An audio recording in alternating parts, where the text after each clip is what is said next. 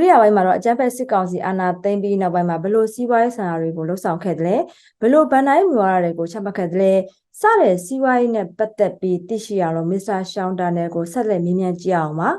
ကျမသိရသလောက်ပေါ့နော် NLD အစိုးရဟာကိုဗစ်ကြောင့်ထိခိုက်မှုတွေကိုကုစားဖို့ဆိုပြီး COVID-19 Economic Recovery Plan CERP ကိုအကောင့်ထဲဖော်ခဲ့ပါတယ်ပြီးတော့ပေါ့နော် NLD အစိုးရတစ်တက်လာတဲ့အခါမှာဆက်လက်ဖို့ဆိုပြီးမြန်မာ Economic Recovery and Reform Plan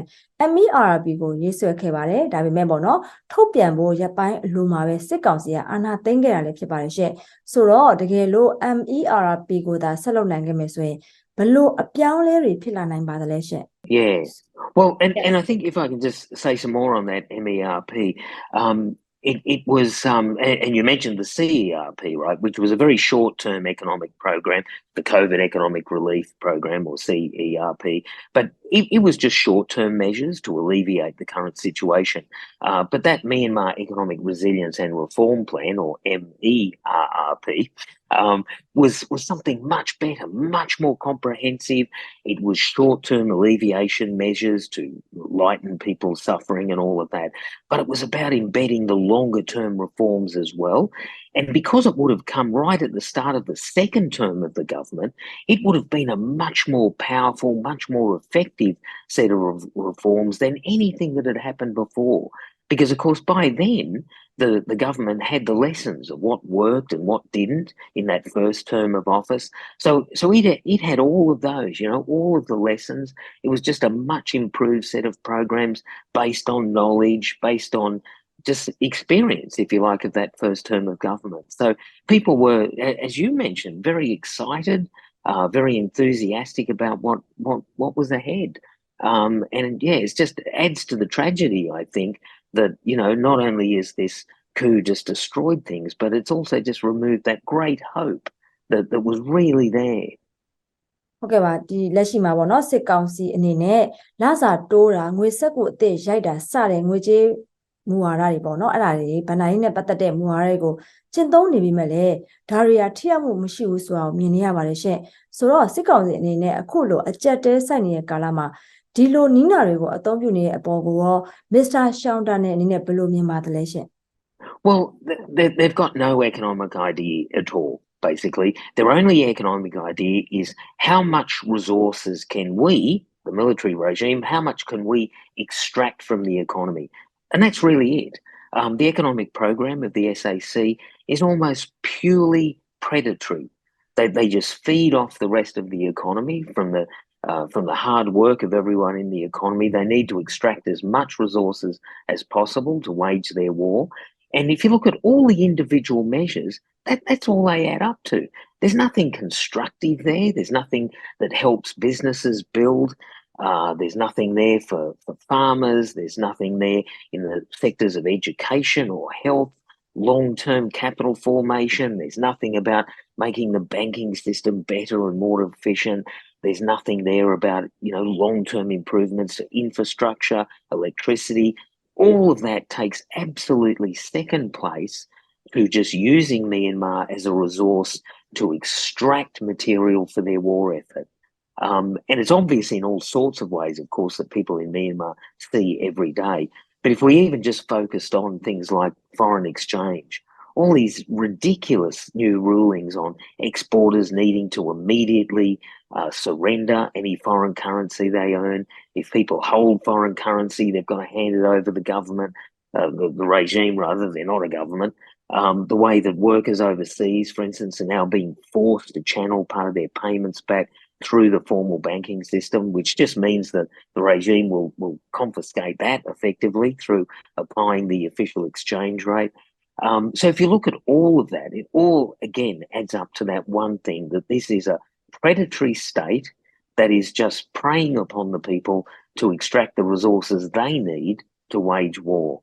ဟုတ်ပါတယ်ဒါဆိုရင်ဒီအခြေအနေတွေအားလုံးဟာဆိုရင်ပေါ့နော်မြန်မာနိုင်ငံဟာတဘာဝတန်ဇာတကျိန်စာတက်နေပြီလို့ပြောလို့ရပါသလား That's absolutely right. So in those areas where Myanmar can earn a lot of foreign currency, gas earnings, other resources, etc., all of that goes straight to the regime. And these are resources that under the previous government we were trying to rechannel that through structures that could lead to improvements in health, education, infrastructure. That's what the MERP was all about, and all those other plans. All that just cast away, and those external rents now just go more or less straight to the military. How can, for them, it's how can we use it to buy more munitions, warplanes, fuel for the military machinery, etc. လက်ရှိမှာစစ်ကောင်စီအာဏာသိမ်းပြီးရဲ့နောက်ပိုင်းမှာပေါ့နော်မြန်မာနိုင်ငံရဲ့ပြည်ပကျွေးမီယာတိုးလာတာတွေ့ရပါတယ်ကျွေးမီထောင်ချောက်ထဲမိပြီးလက်ရှိအကျက်တဲစိုက်နေတဲ့မြန်မာနိုင်ငံကိုပေါ့နော်ရုရှားနဲ့တရုတ်စီကိုစစ်ကောင်စီကထိုးအပ်တဲ့အထိဖြစ်သွားနိုင်ပါသလားရှင့် Yeah, it's a very great danger. So under this SAC regime, the amount of foreign debt in Myanmar has doubled. Just in one measure alone, it's doubled. And, the NLD government, the civilian government, was not perfect by any means, and it struggled along, but, it had a vision of where things were going. But particularly on this front, very, very concerned to make sure Myanmar didn't fall into any debt trap set by China or anyone else, that really wanted genuine economic sovereignty. And it very cleverly rework some of the deals with China that have been reached by previous military regimes under the Belt and Road Initiative and so on. Some of those deals have been really bad, and it would have saddled Myanmar with great amounts of debt. But Myanmar's key economic reformers renegotiated those deals with China and came up with just much better deals. To me, the standout one was the Jiaopu deep sea port and the railway line and the pipeline and all that. That would have saddled Myanmar with debts of over $10 billion. But the reforming team went to China, renegotiated that, got the debt down to just over $1 billion, so cut down by 90%, plus ensured that there were no sovereign guarantees. So no land or anything like that would have gone to China had the project failed, which of course was the situation that we'd just seen in Sri Lanka. So with Sri Lanka and other countries in mind, the reformers very cleverly re-steered that deal. But now all of that's gone, so and those that much better deal that had been reached under the previous government, all of that has been pushed aside, and the military regime now has no other option. Doesn't have any international friends, no real foreign investors want to come near anything like this. So it's falling ever more under the sway of countries like China, like Russia and so on. The debt figures are just increasing dramatically, and the country's economic sovereignty is just being sold down the river. စစ်ကောင်စီအာဏာသိမ်းပြီးကြတဲ့ပေါ့နော်အမေရိကန်နိုင်ငံအပါအဝင်အနောက်နိုင်ငံတွေကစစ်ကောင်စီအပေါ်မှာအရေးယူပိတ်ဆို့မှုတွေလုပ်ခဲ့ပါတယ်အခုလည်းလုပ်နေကြပါပဲမစ္စတာရှောင်းတာနဲ့အနေနဲ့စစ်ကောင်စီရဲ့လုပ်ရက်တွေရက်တန်းကရက်ဖို့ဘယ်လိုအရေးယူပိတ်ဆို့မှုတွေထပ်ပြီးလုပ်သင့်တယ်လို့ထင်ပါသလဲဥပမာရေနံနဲ့တဘာတုံးကြီးမြန်မာရေနံနဲ့တဘာတုံးကြီးလုပ်ငန်းပေါ့နော် MOGU လိုမျိုးနိုင်ငံပိုင်လုပ်ငန်းတွေကိုပိတ်ဆို့တာမျိုးထပ်ပြီးလုပ်သင့်တယ်လို့ထင်ပါသလားရှင့်Yeah, so I think the most important thing for sanctions to do is to block the flow of resources to the military regime. So I think sanctions now, compared to the past, sometimes sanctions were about, just sending the signal that this regime was basically bad and the international community needed to recognise that. But I think it's much more important now in that it's not about just sending signals, it's actually about restricting the resources that allow this regime to do the terrible things that it's doing. So this is why the US sanctions, but particularly financial sanctions on those two state-owned banks, the Myanmar Foreign Trade Bank, the Myanmar Investment and Commercial Bank, plus the sanctions on things like jet fuel and so on, I think are enormously important in just choking off those flows. But there's others as well, as you mentioned. So sanctioning things like MOGI, the Myanmar Oil and Gas Enterprise, that provides the regime with a lot of the foreign currency that it needs to wage war. We need to think about all of that. So, so overall, I think what sanctions need to focus upon is things like finance, things like the resource rents flowing to the military. And that's really important in two ways. Firstly, I think it limits the capacity of the regime to wage war. That's the most important thing. But secondly, it limits any sort of what we sometimes call collateral damage. Because the fact is that most people in Myanmar are not connected to the banking system in any way, and they're certainly not connected to the big firms that control the gas earnings and all of that. So those sorts of sanctions, which, as I say, I think are very effective at limiting the capacity of the Myanmar regime to wage war, the good thing about them is that also they impose very minimal damage on the average person in Myanmar who is not affected by these sorts of sanctions at all. So, yeah, that's where I'd like to see the focus. I think the US policy has been great and they've been leading out the front. What I'd like to see now is other countries get in behind the US and make sure that the loopholes are closed off. And then also for US and other country sanctions to advance still further as well. But also, I'd certainly like to see many other countries just get behind that effort and to restrict the resources as much as possible to the regime. ဟုတ်ကဲ့ပါ1988နှောင်းပိုင်းကာလတွေမှာပေါ့နော်ဒီကုန်သွယ်မှုအထူးအခွင့်အရေးကိုပိတ်ပင်တာမျိုးလို့အရေးယူပိတ်ဆို့မှုတွေလှုပ်ဆောင်ခဲ့တာတွေ့ရပါတယ်ရှင်အခုတော့ဗန်နာရေးကဏ္ဍနဲ့တန်စရဘိုင်းကိုအဓိကထားပြီးအရေးယူလာတာလားရှင် That's right. I think it's really important to focus on what are the main channels through which the regime gets the foreign exchange they need to buy armaments and munitions from overseas. I think that's the real thing to focus on. And yeah, some of those other sanctions are useful perhaps in other ways and could be part of a separate discussion. But to me, I think it's those flows of international finance in particular that we need to focus on. လက်ရှိမှာပေါ့နော်ပြည်သူအလုံးကစစ်ကောင်စီကိုလက်လက်ကင်တော်လှန်ပြီးဖြုတ်ချမယ်လို့ယုံကြည်နေကြချိန်မှာစစ်ကောင်စီနဲ့တွဲဆုံညှိနှိုင်းပြီးနိုင်ငံရေးအပြေရှာနိုင်မယ်လို့ယူဆနေသူတွေလည်းရှိပါတယ်ရှင်မစ္စတာရှောင်းတာနဲ့အများဘလို့ရှိပါသလဲစစ်ကောင်စီကိုနိုင်ငံရေးစည်းမျဉ်းထက်ကနေဖယ်ထုတ်ဖို့ဘယ်နည်းလမ်းကလက်တွေ့ကြတယ်လို့ယူဆပါသလဲရှင် Yeah, well, I think if the military was willing to negotiate, we'd have had some indication of that, and there's nothing. There's no indication that this regime is willing at all to meet even basic standards before which you would have a conversation. They don't even talk to ASEAN, right? They treat ASEAN with contempt and just ignore that 5-point program that ASEAN was trying to get them to do. And so, they treat everyone the same. They treat the international community with complete disdain. They've isolated Myanmar. They've turned the country into a pariah again. They're just not there. They're not a dialogue partner. So I think for people who advocate that just need to pay attention and look at what the regime is doing. This is not a dialogue partner. နောက်ဆုံးမေးခွန်းတစ်ခုနဲ့အင်တာဗျူးကိုအဆုံးသတ်ချင်ပါတယ်မစ္စတာရှောင်းတာနဲ့အနေနဲ့မြန်မာနိုင်ငံရဲ့ရှေ့ကိုဘယ်လိုမျှော်တွေးထားပါသလဲအာနာသိန်းအလွန်ကာလအတွက်ပေါ့ဒီ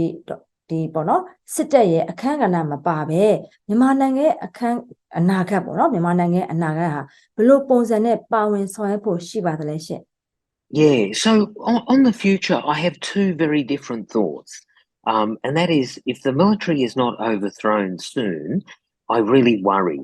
about the country. The damage already done by the SAC regime has been terrible. They've destroyed, obviously they've killed thousands of people. They've destroyed so much of the physical infrastructure. But above all, in terms of just thinking about the economy, they've destroyed trust because, economies depend on trust. When you ask investors what they need, what do they need? They need things like certainty. They need the rule of law. They need secure property rights. They need to have a government system that they can basically trust, a banking system that is stable, a currency that they can trust and deal in. So all of those things have been cast aside. Now, they can be repaired, but it's going to be an uphill task because, the military has driven the economy and the country overall into a ditch. So it's going to take a long time to do. It's going to take a long time to fix education, for instance.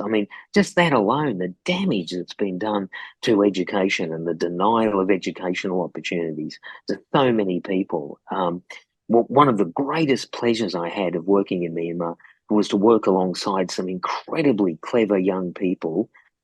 in the Myanmar Development Institute, but other places as well, all sorts of places. Their enthusiasm, their intelligence, their savvy, was just inspiring. And the idea that they've been denied all this now and are forced sometimes to flee the country or to struggle against the regime inside, etc., is just too awful to imagine.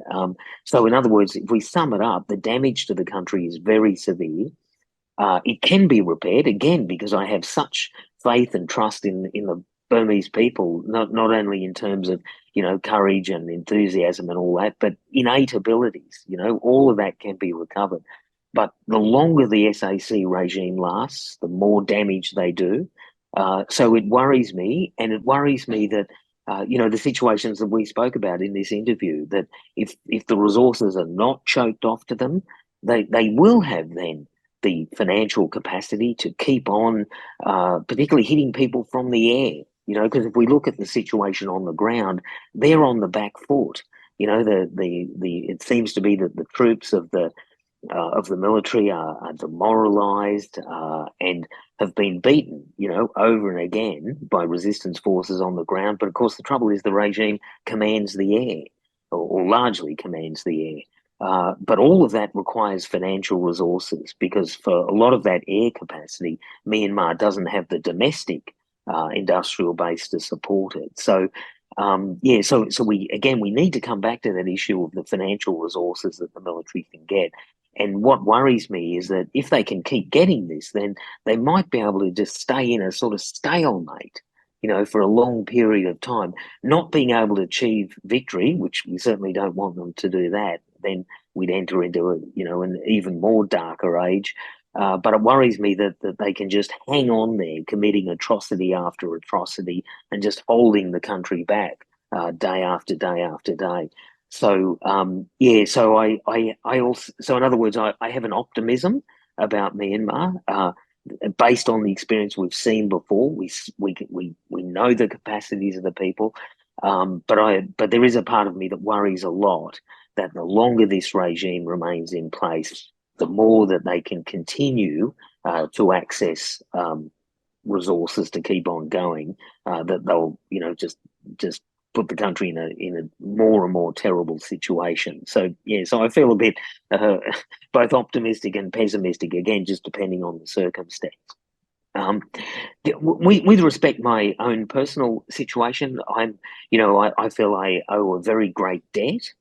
to people in Myanmar, again, because of my experiences and just the great love and compassion that was given to me. So I want to sort of help as much as I can. Having said that, though, that upon that wonderful day that democracy returns to Myanmar and the SAC regime goes away, I think Myanmar certainly has the human resources to push on without needing, they don't need people like me, basically. People like me will be a very great well-wisher and anxious to help in any way I can, but I have absolutely no doubt, again, based on that emerging cohort of young people who I was able to see every day when I was working there, that they have the capacity to drive the economy further. The plans are all there. One of the good things is to come back to that MERRP, all the ideas are there. They're all just ready. They're ready to go still. And because that plan was, based on the post-COVID situation, it's not a naive plan. It's not just a plan for a sunny day. It recognised the situation, the struggle ahead, but that's all done. So to me, the human, the intellectual resources are all there. And I think so for the rest of the foreign community at that time, I think is to stand there in support when needed. But for the most part, I think it's not needed. I think just given the freedom, I think the people of Myanmar, but again, those younger people can really get the country to where it needs to be and where it should be. ဟုတ်ကဲ့ပါရန်ကုန်ခေတ်ရဲ့ဆက်သွယ်မြင်မှုကိုအခုလိုပြည့်ပြည့်စုံစုံဖြည့်ချပေးတဲ့အတွက်ကျေးဇူးတင်ပါတယ်ရှင်ဟုတ်ကဲ့ဒါကတော့စီးပွားရေးပညာရှင်မစ္စတာရှောင်းတာနဲ့ဆက်သွယ်မြင်ထားတာပဲဖြစ်ပါတယ်အခုလိုကြည့်ရှုပေးတဲ့အတွက်ကျေးဇူးတင်ပါတယ်ရှင်ကျွန်မမြပါ